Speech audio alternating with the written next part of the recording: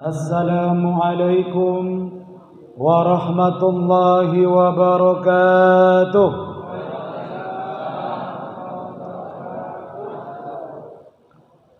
Faqad qala Allah Ta'ala fi kitabihil karim, na'udzu billahi minasy syaithanir rajim. Inna Allaha yuhibbut tawwabina wa yuhibbul mutatahhirin. وقال النبي صلى الله عليه وسلم الطهور شطر الإيمان صدق الله العظيم وصدق رسوله الكريم ونحن على ذلك من الشاهدين. Bapak Ibu yang dimuliakan Allah, pada malam yang ke-16 ini sebagaimana diamanahkan dari pemerintah Kota Batam melalui majalah Suara Madani, hendaknya seorang penceramah pada malam ini menyampaikan judul tentang menjaga kebersihan. Adik-adik yang sudah mencatat. Sebelumnya, wal mukarram wal mukhtaram yang kami muliakan Imam Masjid kita Al-Muhajirin, yang kami ta'zimi Bapak Ibu, para asatidzah, dewan guru, saudara-saudaraku semuanya, pada malam hari ini insyaallah dimuliakan Allah. Amin. Bapak Ibu yang dimuliakan Allah Subhanahu wa taala, kebersihan itu selalu melekat dan identik dengan keindahan. Dan orang-orang yang beriman itu, Bapak Ibu yang dimuliakan Allah, itu tidak terlepas dari kebersihan. Dan bahkan Nabi kita Muhammad SAW mengisyaratkan bahwa keimanan seseorang itu tak lepas kecuali dari kebersihannya itu. At-tahuru syatrul iman, atau yang familiarnya adalah an-nadhafatu minal iman. Kebersihan itu adalah sebagian dari iman. Begitulah Nabi Muhammad SAW ingatkan kepada kita. Kalau kita mengaku diri kita orang yang beriman, Bapak Ibu, dari diri kita, dari lingkungan kita, dari apa yang kita ucapkan dan yang apa yang kita lakukan, ini adalah selalu bersinergi dengan kebersihan. Bapak Ibu, tidak bisa kamu katakan saya orang beriman Pak Ustadz, tetapi lihat parit, sampah, lalu sekelilingnya berlalat, berbelatung. Tidak bisa kita katakan kita beriman Bapak Ibu dengan sempurna. Bagaimana baju kita aja baunya, na'udzubillah, mandinya jarang. Tak bisa Bapak Ibu yang dimuliakan Allah. Untuk itulah seorang muslim wajib menjaga dari 3 kebersihan yang diajarkan oleh Rasulullah SAW. Bapak Ibu yang dimuliakan Allah, saya mulai serius nih Bapak Ibu. Yang pertama, hendaklah seorang muslim itu menjaga kebersihan lingkungannya. Karena kita hidup di tempat beraneka ragam kemasyarakatan, maka kita jangan sampai menjadi orang-orang yang pengotor. Tak bisa kita katakan Bapak Ibu, itu sampahmu, urusanmu itu. Kalau masih di kalangan kawasan kita Bapak Ibu, ini kita saling ingat mengingatkan. Ini kan kadang-kadang gara-gara sampah kita kelahi antar tetangga. Gara-gara daun Bu, daun jambu tak disapu-sapu 3 hari, seminggu, berserakan, ditiup angin kemana-mana. Gak berteguran tetangga. Na'udzubillahi min dzalik. Mohon kiranya Bapak Ibu yang hidup bermasyarakat tahu. Makanya tugas Pak RT kita Bapak Ibu atau Bu RT mengadakan gotong royong. Ada mingguan, ada bulanan. Lebih-lebih sebulan sekali Bapak Ibu. Ini kalau sudah sampah gak diangkut-angkut, parit mampet, lalu ada anak-anak kita yang terjangkit, mau disalahkan siapa? Bapak Ibu tidak bisa menyalahkan satu orang. Ini salah kita semua. Kalau kita mengaku diri kita beriman, ayo. Kalau kita warga, tegur Pak RT-nya. Dimanapun kita berada Bapak Ibu, kita harus menjunjung tinggi kebersihan. Karena kebersihan adalah aspek kenyamanan seseorang. Kalau sudah nyaman, ibu bermasyarakat hidup dengan tenang. Ibu di pasar, ibu di masjid, ibu di rumah, ibu di tempat-tempat posyandu, di tempat-tempat pasung, semua galakkan, jagalah kebersihan. Setuju Bapak Ibu? Ini kadang-kadang ditulis besar-besaran. Yang buang sampah di sini seperti A. Astagfirullahaladzim. Karena sudah kurang ajarnya orang masyarakat sekarang, Pak. Nggak tahu kebersihan, udah tahu dilarang buang sampah di sini, justru dibuang sampah di situ. Ini kelakuan saya lihat di Batu Haji ini.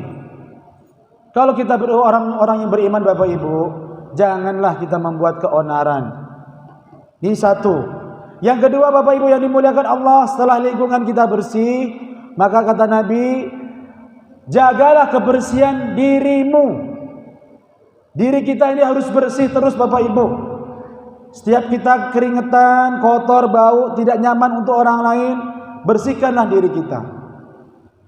Makanya di hadis yang lain, innallaha jamilun wa yuhibbul jamal. Allah Subhanahu wa taala itu mencintai keindahan. Allah Subhanahu wa taala itu maha indah dan mencintai keindahan. Jadi Bapak Ibu yang dimuliakan Allah Subhanahu wa taala, diri kita apalagi sudah hidup berumah tangga Bapak Ibu, dekat dengan suami, dekat dengan istri, dekat dengan warga, anak-anak kita semuanya. Jangan sampai Bapak Ibu yang dimuliakan Allah, bahkan di tempat masjid pun kita dimakruhkan. Kalau kita masih bau bawang, itu istilah Bu, bukan bawang aja, tapi maknanya adalah sesuatu yang bau. Ya mungkin jengkol, petai. Kalau sekiranya orang sekitar kita masih mencium baunya Bapak Ibu, mohon dibersihkan dulu sebelum mendekati tempat ibadah. Bersih penting. Bapak Ibu yang dimuliakan Allah Subhanahu wa taala, berikanlah kenyamanan terhadap orang-orang di sekitar. Insya Allah kita akan dihargai orang.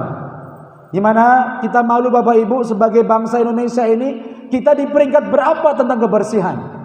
Peringkat pertama ada Jerman, ada negara, mohon maaf saya lupa ini. Lalu Indonesia berada di berapa Bapak Ibu? Dan kebanyakan saudara-saudara kita yang muslim, negara-negara Islam ini berada di peringkat bawah kebersihannya. Nah, mulai dari diri kita ini Bapak Ibu yang dimuliakan Allah, jadilah kita orang-orang yang bersih. Makanya kata Nabi, bukan hanya sekedar bersih dirinya saja, fisiknya saja Bapak Ibu, maka dilanjutkan ke yang ketiga, bersihlah hatinya. Setelah badannya bersih, memberikan kenyamanan sama orang, Bapak Ibu, hati kita juga perlu dibersihkan. Maka Bapak Ibu yang dimuliakan Allah, gak boleh Bu kita selalu suudzon terus. Fa inna dzanna akdzabal hadis, kata Nabi, iyyakum wal dzan. Hindarilah kamu semua berprasangka buruk.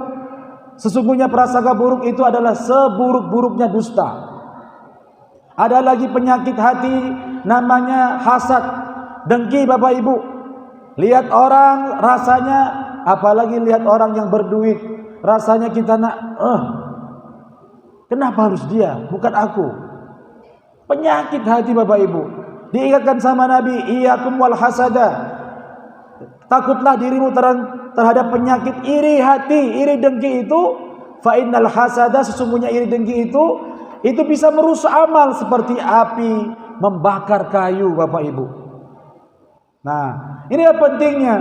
Sekali kita ada perbuatan dosa, titik, ada hati hitam dia dalam hati kita Bapak Ibu. Bagaimana cara membersihkannya? Maka kita latihan, itulah berpuasa. Nah, inilah salah satunya untuk membersihkan hati, itu berpuasa.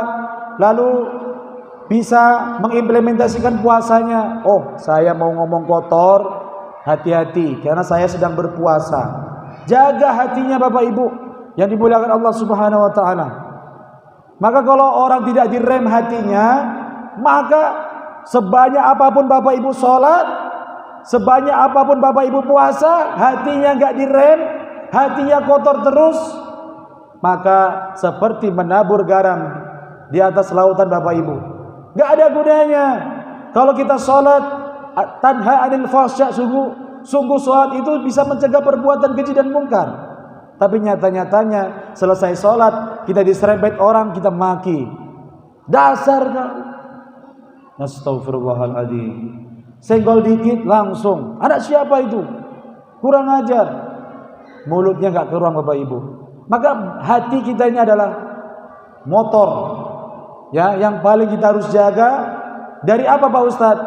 Jagalah hati kita ini yang pertama dari hal-hal yang haram.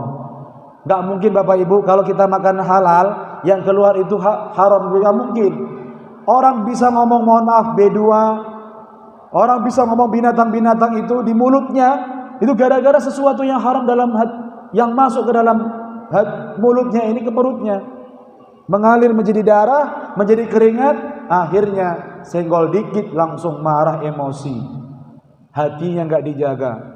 Maka untuk itu yang Bapak Ibu yang dimuliakan Allah Subhanahu Wa Taala, hati kita selalu kita bersihkan dari penyakit-penyakit hati. Badan kita harus bersihkan, mandi, pakai pakaian yang rapi, wangi-wangian, penting. Tentunya lingkungan kita ada masjid, fasilitas umum, parit, sampah, semua kita harus perhatikan karena itu menjadi tonggak keimanan kita di hadapan Allah Subhanahu Wa Taala sebagai seorang muslim. Demikian yang bisa kami sampaikan Bapak Ibu. Mudah-mudahan ini ada manfaatnya. Usikum nafsi bi taqwallah. Assalamualaikum warahmatullahi wabarakatuh.